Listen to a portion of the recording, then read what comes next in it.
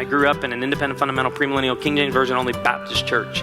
And here was the message I got on sex growing up. Sex is dirty, nasty, and ugly, and you should save it for the one you love.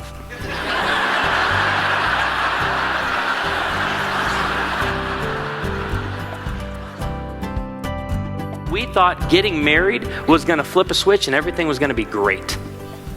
We bring you down an aisle, we say I do, and off to the races you go, have a ball. Here's where I think we got a little bit off the path with the marriage message in marriage ministries around the country. Every ministry has this sort of tone to it. God gave you your spouse to beat you down and to suck the life right out of you so you can be more like Jesus.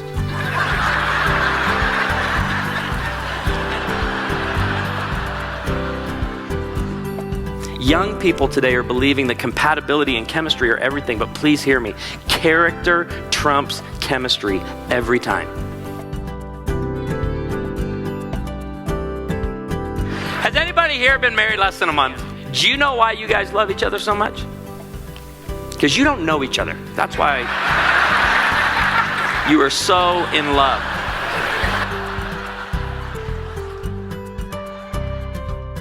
Everybody falls in love with the front end of the puppy.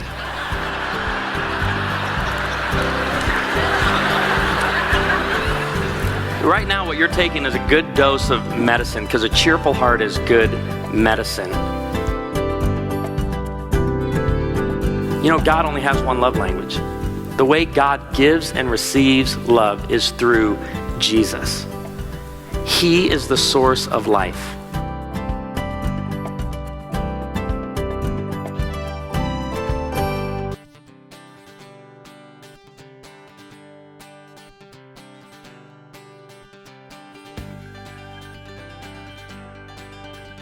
Do you realize the chief technology officer of eBay sends his kids to a 9-school classroom where technology is totally omitted? So do employees of Google, Apple, Yahoo, and HP. Bill Gates allowed his kids on the internet 45 minutes a day. If the people who are creating these devices are protecting their children, why aren't we? And in fact, it's hitting our marriages too.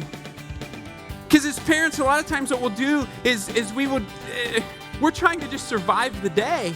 And at the end of the day, you're excited to put your kids down so that you can go and have mindless activity.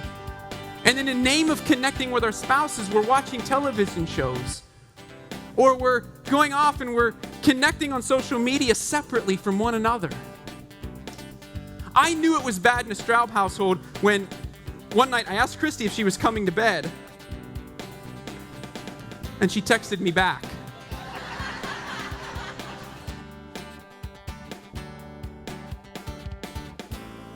Your marriage drives everything that you do in your life. It sets the course of your life. Meaning, if everything else in your life is a mess, everything else, your finances, everything could be going terribly, but if your marriage is strong, you enter into the world in strength.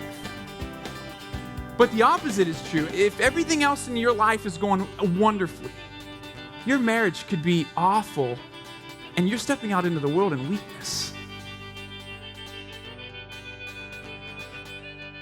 We live in a point in time right now where I'm not thin enough, I'm never smart enough, I'm never intelligent enough, I'm never successful enough, I'm never powerful enough, I'm never certain enough. You fill in the blank. I am never what enough. What is it for you? God the Father, right here in Psalm 103, verse 4, He knows your frame. He knows your brokenness. He knows your weakness. He knows everything about you. Yet His compassion for you is so deep, deeper than anybody could ever have for you. Because you are enough and you do have what it takes.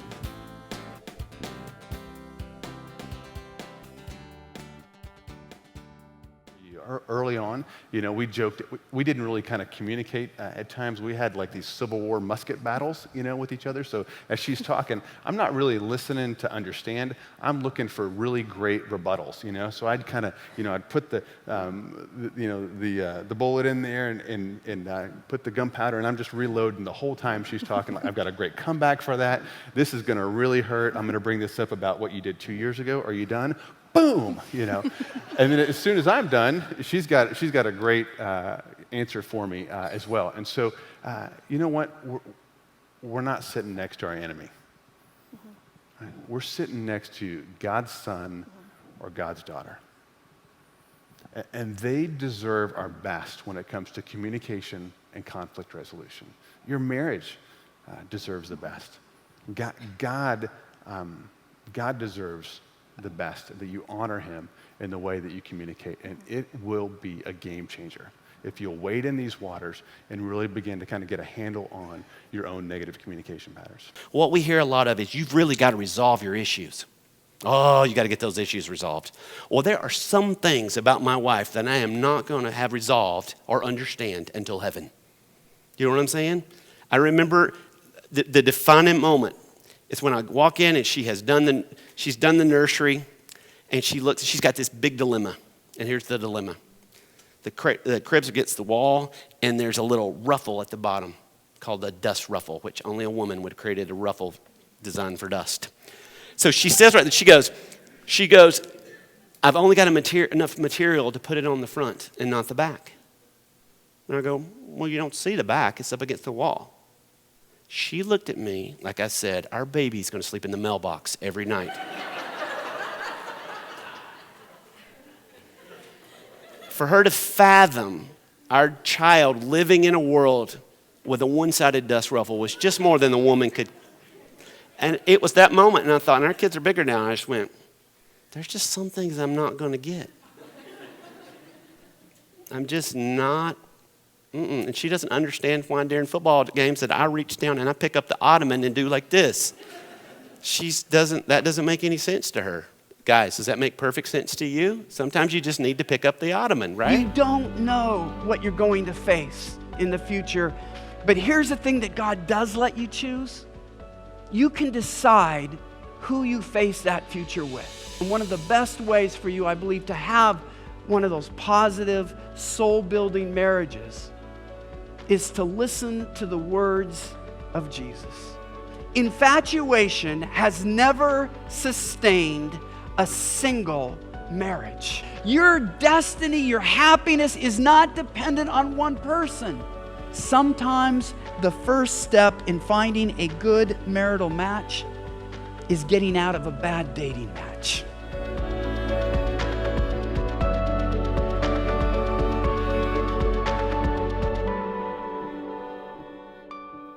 Jesus said, whatever you treasure, that's where your heart will be. Okay, what are you treasuring? What's very important to you? Because that's where your heart's going to be. Well, she's very important to me. My 3 kids are very important to me. My 10 grandkids are very important to me. My friends outside my family are important to me. But you are also important to me. Very important. I would rather be with you today than fishing anywhere in the world. I'd rather be with you than golfing anywhere because I'm a horrible golfer. So I don't really want to be there anyway. So, but I love you because you're warm and breathing. That's it. That's the only qualification you have to have. Anybody here not warm and breathing? Okay, so I love you. And why do I love you is because I value you. You cannot love people. Romans 12:10. Be devoted to one another in brotherly love, preferring one another in honor. Honor means that person is very valuable to you. Tomorrow morning when you wake up and you look at your mate, you go, yay! I can't even believe I'm in the same room with the most valuable man or woman on earth. I am not worthy. I am not. Hey, here's the interesting thing about this. You make your list and start today. Watch how your affections increase daily. But what do most of us do as humans? Of all the people on earth to marry, I got this one. And then you go through a list of all the things that irritate you, bother you, frustrate you, overwhelm you, right? That's what we're thinking about. That's dishonor. So whatever you dishonor is you lose your affection and your heart for that person. So I could spend 3 days talking about how important every one of your thoughts are. Your thoughts determine who you are. Above all else, Proverbs, guard your heart, because out of your heart flows the wellspring of who you are. As a couple. And so we realized that here's the coolest thing that we started to do. We call this a no losers policy. And basically what that means is that it's unacceptable for either one of us to walk away from an interaction feeling as though we lost. We said that's no longer okay. Okay, the win for us now is figuring out some solution that we both feel great about. That's the win-win to us. It's not about me getting my way. It's not about Erin getting her way. That can lead to one of us feeling like we've lost. So now anytime we're making decisions, we now say that, remember, the only acceptable solution is something that we both feel great about. And it has absolutely changed our marriage. And it's straight out of Philippians. Okay, do nothing out of selfish ambition or vain conceit, but in humility consider others better than yourself. Each of you should look not only to your own interests, but also to the interests of others. You see?